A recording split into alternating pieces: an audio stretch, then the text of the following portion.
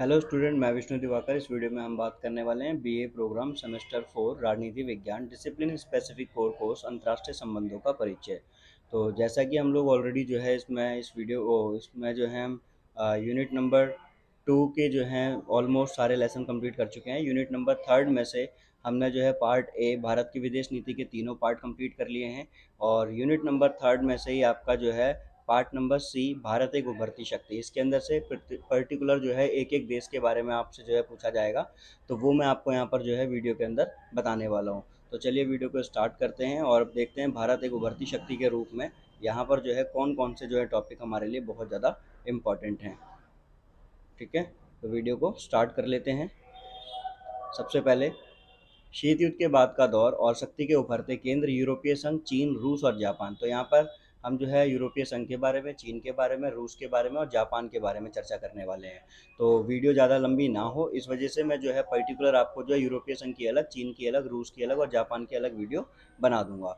तो सबसे पहले हम बात करते हैं शीत युद्ध के बाद का दौर। तो जो आपको इंट्रोडक्शन लिखना होगा वो किस तरीके से लिखना है वो देख लेते हैं। कि अंतर्राष्ट्रीय स्तर पर राजनीति निरंतर परिवर्तित होती रहती है। अब देखो, होती भी रहती है और होती भी रही है। वास्तव में अंतर्राष्ट्रीय स्तर पर कभी भी यथास्थिति कायम नहीं रही है। इंटरनेशनल लेवल पर अगर हम बात करें तो सिचुएशन कभी भी सामान्य नहीं रही है। कई शताब्दी पहले से ही अंतर्राष्ट्रीय राजनीति का अपना इतिहास रहा है। अंतर्राष्ट्रीय संबंध और राजनीति के इतिहास में शीत युद्ध के बाद का जो दौर है एक बहुत बड़े परिवर्तन के रूप में उभर कर सामने आया है। इसके अतिरिक्त उन मुख्य घटनाओं का भी पता लगाना महत्वपूर्ण है जिसके कारण शीत युद्ध का अंत हुआ। तो एक्चुअल में ये भी हमारे को जानना जरूरी है कि जो शीत युद्ध था वो आया कैसे और शीत युद्ध का अंत कैसे हुआ, जिसके परिणाम स्वरूप विश्व राजनीति में परिवर्तन भी आए। जैसा कि हम जानते हैं कि शीत युद्ध शब्द का उल्लेख सबसे पहले जो है अमेरिका और सोवियत संघ जैसे दो महाशक्तियों के बीच प्रतिस्पर्धा के संदर्भ में किया जाता था। कि भाई जो अमेरिका था वो अमेरिका क्या था, वो पूंजीवादी स्वतंत्रता पर आधारित था और सोवियत संघ साम्यवादी समानता पर आधारित था।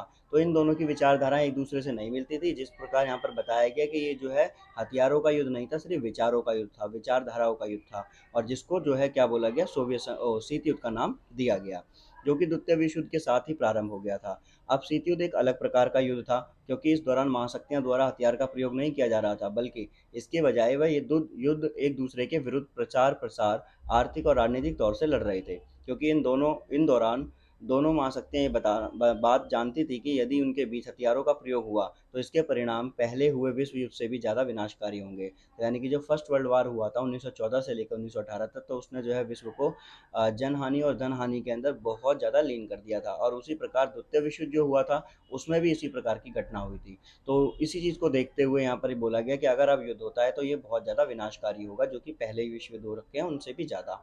इसी कारण से दूसरे विश्व युद्ध की तरह इस युद्ध में हथियारों का प्रयोग नहीं किया गया था। इस कारण से इसे शीत युद्ध का नाम दिया गया। अब अंतर्राष्ट्रीय संबंध के बहुत से विद्वानों का मानना क्या है कि जैसे ही इस दौर में अमेरिका एकमात्र महाशक्ति के रूप में उभरा, तो उसके साथ ही वैश्विक राजनीति एक ध्रुवीय विश्व में परिवर्तित हो गई। मतलब अंतर्राष्ट्रीय स्तर पर क्या हुआ, जैसे अमेरिका बड़ी महाशक्ति बनकर सामने आया तो वो इकलौता ही महाशक्ति बनकर रह गया, यानी कि पूरे विश्व में इकलौती महाशक्ति जो है वो अमेरिका हो गया। वहीं दूसरी तरफ कुछ अन्य विद्वानों का ये मानना था कि इस दौर में अनेक देशों ने एक निश्चित मात्रा में शक्ति प्राप्त कर ली है, और इसलिए इस दौर को बहुद्वीपीय विश्व कहा जा सकता है, क्योंकि और भी बहुत सारे ऐसे शक्तिशाली ध्रुव थे, शक्तिशाली देश थे जिनके पास में शक्ति मौजूद थी। अब शीत युद्ध के बाद के दौर में कई ऐसे मुद्दे आए जो वैश्विक राजनीति को समझने के लिए महत्वपूर्ण है। शीत युद्ध के अंत के बाद में सैन्य सुरक्षा, संरक्षण और रक्षा के अलावा कई अन्य तत्व भी महत्वपूर्ण हो गए। अब इस दौर में वैश्वीकरण और विश्व भर में इसके प्रभाव, आतंकवाद और आतंकवादी संगठन, पर्यावरण और जलवायु परिवर्तन जैसे मुद्दे जो है बहुत ज़्यादा महत्वपूर्ण माने जाने लगे। अब उसके बाद अगर हम देखें यहाँ पर तो शीत युद्ध जो था उसके बाद के दौर में गुटनिरपेक्ष आंदोलन के सदस्य देशों ने शांति और सामंजस्य, तालमेल, ठीक है, सामंजस्य का मतलब होता है तालमेल, मानवाधिकार उल्लंघन का विरोध किया और निशस्त्रीकरण और अंतर्राष्ट्रीय सुरक्षा जैसे मुद्दों के प्रति अपनी प्रतिबद्धता व्यक्त करते हुए कहा कि ये मुद्दे निरंतर महत्वपूर्ण बने रहेंगे। और शीत युद्ध के बाद के दौर में अंतर्राष्ट्रीय मुद्रा कोष और विश्व बैंक जैसे कई वित्तीय संस्थाओं का प्रभुत्व जो था वो कायम हो गया। वहीं दूसरी ओर विश्व व्यापार संगठन यानी कि WTO भी एक ऐसी संस्था है जिसने विकासशील देशों को प्रभावित भी किया है। इन संगठनों ने विकासशील देशों में संरचनात्मक बदलाव का लक्ष्य रखा।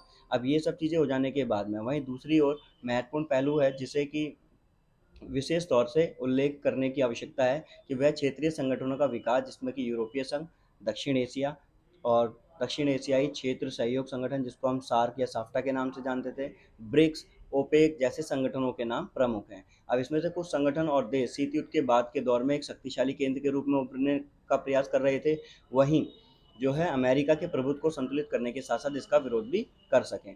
अब शक्ति के उभरते हुए केंद्र में जो आपका क्वेश्चन बनेगा, यानी कि सेम आपका जो ऊपर अभी हमने देखा कि वो थोड़ा इंट्रो था, तो शक्ति के उभरते केंद्र में कौन कौन सी चीज़ें यहाँ पर आती हैं। तो जैसा कि पहले कहा जा चुका है कि शीत युद्ध के बाद के दौर में वैश्विक राजनीति के स्तर पर विभिन्न शक्तियों के केंद्रों का उद्भव हुआ, और इसी संदर्भ में यूरोपीय संघ जैसे क्षेत्र संगठनों का भी उल्लेख आवश्यक है। वहीं चीन, जापान और रूस जैसे देश भी अमेरिका के प्रभुत्व के साथ प्रतिस्पर्धा कर रहे थे। अब ये देश जो है अमेरिका के प्रभुत्व को काफ़ी चुनौती दे रहे थे, जितने भी देश थे।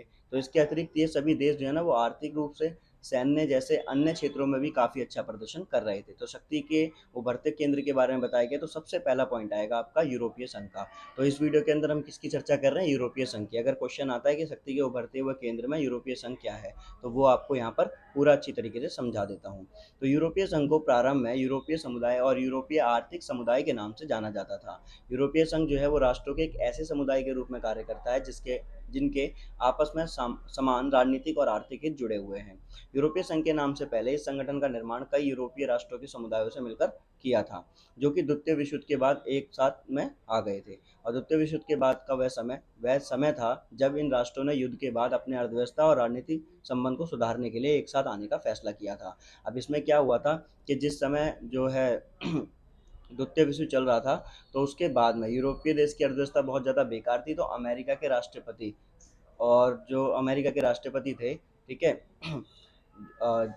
तो उन्होंने क्या करा था, जॉर्ज मार्शल जो थे वो विदेश मंत्री थे, सॉरी, जॉर्ज मार्शल विदेश मंत्री थे। तो उन्होंने इनकी अर्थव्यवस्था को सुधारने के लिए काफ़ी मदद दी, और इसीलिए जो है वहाँ पर एक मार्शल योजना के नाम से जो है एक योजना बनाई गई, ठीक है, मार्शल योजना।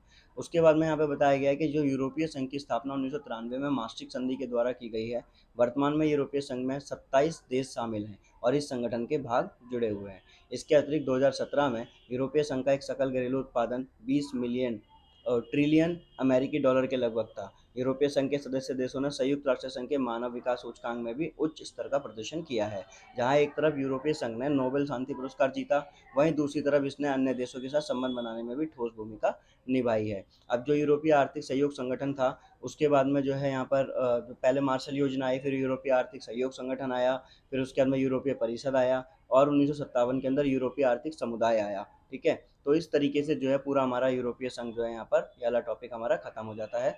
और उसकी जो 2-3 लाइनें और हैं वो आप मेंशन यहाँ पर देख लेते हैं। यूरोपीय संघ से ब्रिटेन के बाहर हो जाने के बाद से बहुत से लोग ये सोच रहे हैं कि वैश्विक स्तर पर यूरोपीय संघ अब किस तरह की भूमिका निभाएगा। अब यूरोपीय संघ में 27 देश, हालांकि ब्रिटेन ने इस संगठन में महत्वपूर्ण भूमिका निभाई थी, परंतु ब्रिटेन ने क्या करा, अब यहाँ से बिल्कुल अपने आप को अलग कर लिया। यूरोपीय संघ को अपने सदस्य देशों के साथ में एक आवाज में अंतर्राष्ट्रीय स्तर पर महत्वपूर्ण भूमिका निभाने की आवश्यकता है, और यूरोपीय संघ को अपने सदस्य देशों के बीच एकता बनाए रखने की जरूरत है।